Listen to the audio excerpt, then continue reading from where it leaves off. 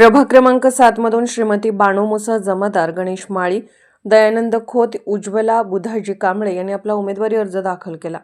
सांगली मिरज कुपवाड महापालिकेवर भाजपचेच कमळ फुलेल, विकास भाजपानेच केला, आमदार डॉ. सुरेशभाऊ खाडे। सांगली मिरज कुपवाड महानगरपालिका क्षेत्रामध्ये राष्ट्रवादी काँग्रेस किंवा काँग्रेसने नव्हे तर भारतीय जनता पक्षानेच खऱ्या अर्थाने विकास केला आहे।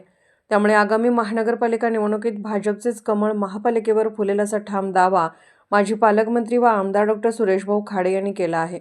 मिरज येथील प्रभाग क्रमांक 7 मधील भाजप उमेदवारांच्या नामांकन अर्ज दाखल प्रसंगी ते बोलत होते। यावेळी माजी नगरसेवक गणेश माळी, श्रीमती बाणू मुसा जमादार, दयानंद खोत आणि उज्ज्वला बुधाजी कांबळे यांनी भाजपकडून उमेदवारी अर्ज दाखल केला। यावेळी युवा नेते सुशांतभाऊ खाडे, ज्येष्ठ नेते सुरेशबापू आवटी, फारुख जमादार, नितेश कांबळे यांच्यासह मोठ्या संख्येने कार्यकर्ते उपस्थित होते। आमदार खाडे म्हणाले की भाजपने नेहमीच सर्वसामान्य जनतेच्या विकासाचे धोरण राबवले आहे। कोट्यावधी रुपयांचा विकास निधी देताना कोणताही पक्ष, जात किंवा धर्म न पाहता सर्वांगीण विकासावर भर देण्यात आला।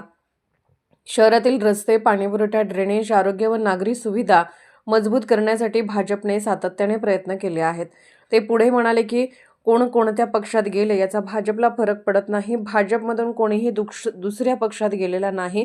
भाजप संघटनात्मक पद्धतीने सिस्टीमनुसार काम करत असून स्वबळावर सर्व 78 जागांवर निवडणूक लढवत आहे। या निवडणुकीत नागरिकांचा विश्वास भाजपवरच राहील आणि सांगली मिरज कुपवाड महानगरपालिकेवर भाजपची सत्ता येईल असा विश्वासही त्यांनी व्यक्त केला। भाजपच्या विकास कामांमुळे आणि संघटित ताकदीमुळे यावेळी महापालिकेत कमळ फुलणार असा विश्वास उपस्थित कार्यकर्त्यांनीही व्यक्त केला।